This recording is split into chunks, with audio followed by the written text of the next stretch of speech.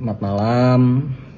Sebelumnya saya minta maaf kepada pihak-pihak yang terkait terhadap masalah ini.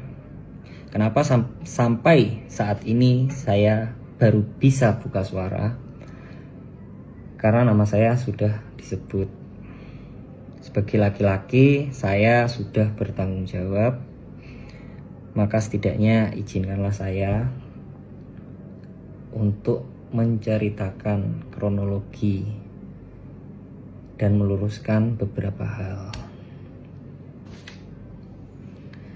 Awal mulanya ketika saya itu kenal Erika adalah melalui live TikTok.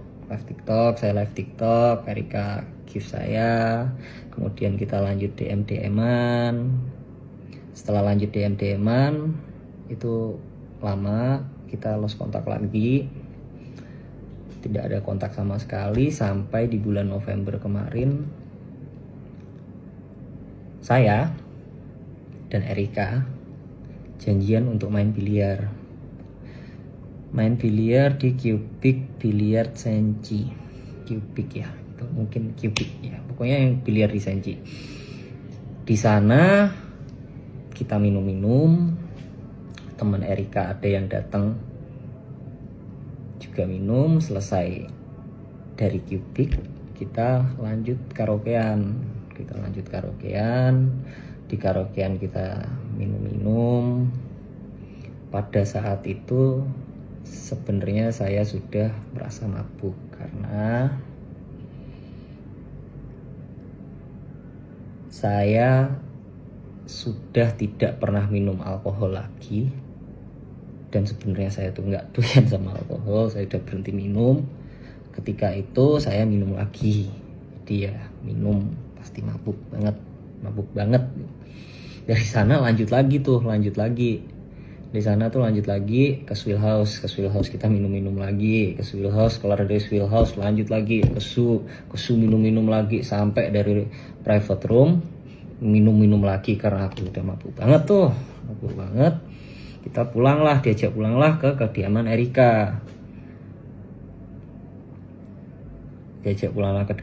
Erika. Dibilang jangan pulang, kan mabuk, di sini aja. Oke. Besokannya saya kan punya job di Batam. Keesokan harinya saya berangkat ke Batam. Pada saat itu kita masih intens, cacatan kita masih intens, kita masih video call bareng gitu kan, Tiba-tiba Erika ini samperin aku, saya tidak tahu. Tiba-tiba Erika itu samperin aku udah sampai di Batam. Akhirnya nemenin saya perform, minum juga. Setelah saya perform itu minum juga. Pulang bareng. Esokan paginya saya berangkat ke Batu Raja. Kok Batu Raja ya? Mana ya? Jambi. Esokan harinya saya berangkat ke Jambi. Erika pulang ke Jakarta. Kita flight berbeda. Tapi beberapa hari itu, setelah itu kita masih intens chat-chatan, intens video call, hingga Erika ini saya rasa agak aneh. Anehnya kenapa tiba-tiba cuek. Yang awalnya udah makan apa ini, tiba-tiba cuek. Saya coba tanya kenapa, gak apa-apa. Oke, saya diem. Saya coba chat lagi. Lama-lama gak ada jawaban. Saya chat sampai bener-bener gak ada jawaban. Akhirnya aku chat panjang, kamu nih kenapa sih sebenarnya, ngomong kalau ada apa-apa itu ngomong, coba jelasin ada apa. Di sana dia marah. Karena dia marah dengan alasan yang tidak jelas. Menurut saya itu ya ini itu ada masalah apa sih, kan gak jelas. Akhirnya saya cuma jawab dengan emot senyum. Ya sudah. Tiba-tiba setelah itu kita nggak ada kontak sama sekali, di tanggal 30 Desember itu 1 hari sebelum saya main di Medan untuk acara New Year, Erika telepon. Pertama nanya, lagi apa?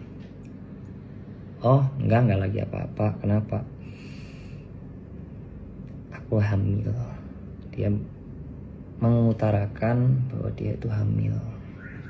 Pada saat itu karena saya juga syok dan saya masih ada pekerjaan, saya bilang, oke, kamu di rumah sakit mana? Saya akan datang. Tapi saya mau selesaikan perform besok dulu. Gak apa-apa kan? Gak apa-apa, oke. Di hari yang sama saya langsung telepon orang tua saya. Saya jelaskan, Pak, ini hamil. Terus orang tua saya memutuskan, ya sudah ayo berangkat ke sana. Oke. Singkat cerita, kita berangkat. Saya dengan orang tua saya berangkat ke sana. Orang tua saya menjelaskan kondisi saya seperti dalam podcast tersebut. Dan di sana Erika sudah berkata kepada orang tua saya bahwa dia bisa menerima kondisi saya. Kemudian orang tua saya ya bilang, ya sudah jalanin aja. Oke, akhirnya kita jalanin. Setelah kita jalanin, kita berantem. Pertama kali kita berantem adalah masalah charger. Masalah kabel charger, guys.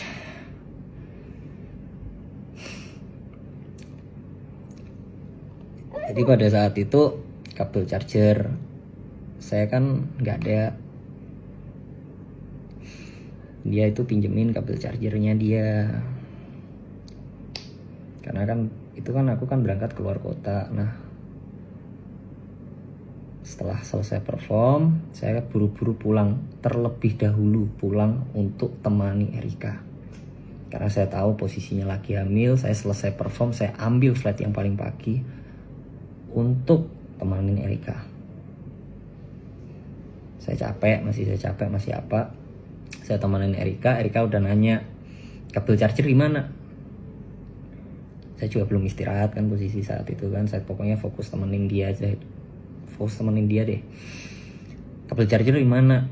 Ada kok. Aku jawab gitu, ada kok. Kasih tahu asisten kamu ya. Suruh cari itu kabel charger. Bilang Erika marah. Pada saat itu saya juga tersulut emosi. Saya bilang, ini apa-apaan, cuman masalah kabel charger aja marah.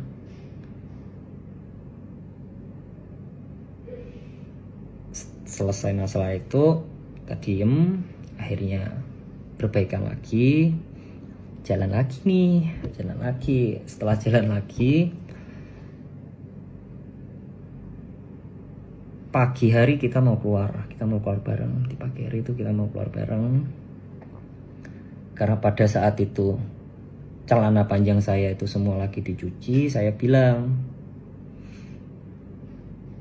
apa aku pakai celana pendek aja ya? Yang agak saya shock pada saat itu, dia berkata kepada saya, kamu tahu nggak jalan sama siapa? Kok bisa-bisanya pakai celana pendek?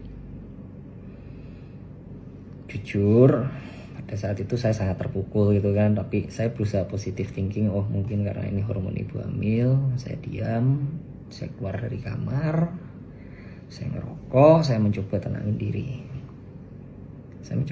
diri. Kemudian saya berusaha untuk masuk lagi ke kamar tersebut. Ternyata kamar tersebut itu dikunci. Padahal ingin saya itu untuk menyelesaikan gitu loh. Saya sudah nggak emosi, anggap ya udah deh gitu lah. Saya ketuk gak ada jawaban, saya chat gak ada jawaban. Oh ya sudah, tidak lama Orang cincin ini telepon, orang cincinnya telepon, bilang, "Kak, ini cincinnya udah selesai, udah bisa diambil." Oh oke. Cincin udah bisa diambil, oke. Saya telepon teman-teman saya pada saat itu untuk antar saya ambil cincin. Untuk antar saya ambil cincin sama ngopi. Tapi saya chat Erika, saya bilang saya ambil cincin, saya ngopi dulu. Udah pulang dari sana setelah ambil cincin, saya berusaha masuk lagi, ternyata pintu udah dibuka. Tapi ini posisi teman saya sudah pada pulang ya, istilahnya teman saya itu cuma antar saya.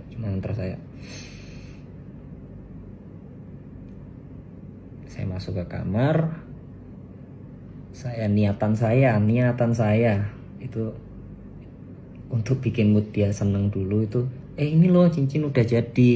Saya coba tunjukin gitu, cuman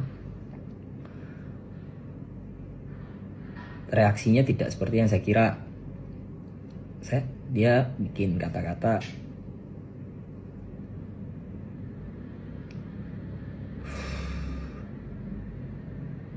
"Saya sepertinya tidak bisa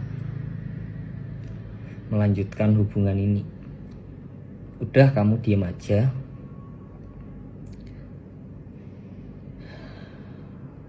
Biarkan saya yang bertanggung jawab. Kalau bisa, tidak usah ada orang yang tahu ini anak bapaknya siapa."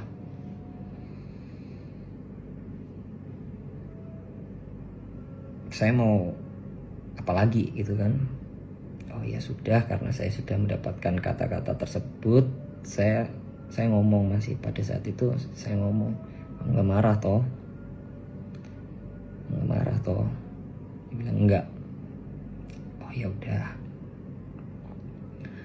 ya udah, saya beres-beres. Itu jam 2 pagi. Antara jam 2 pagi pokoknya itu udah subuh aja deh.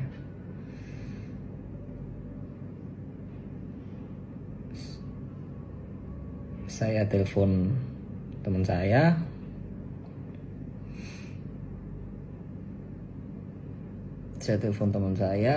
Untuk jemput. Saya beres-beres barang, saya pulang ke rumah saya.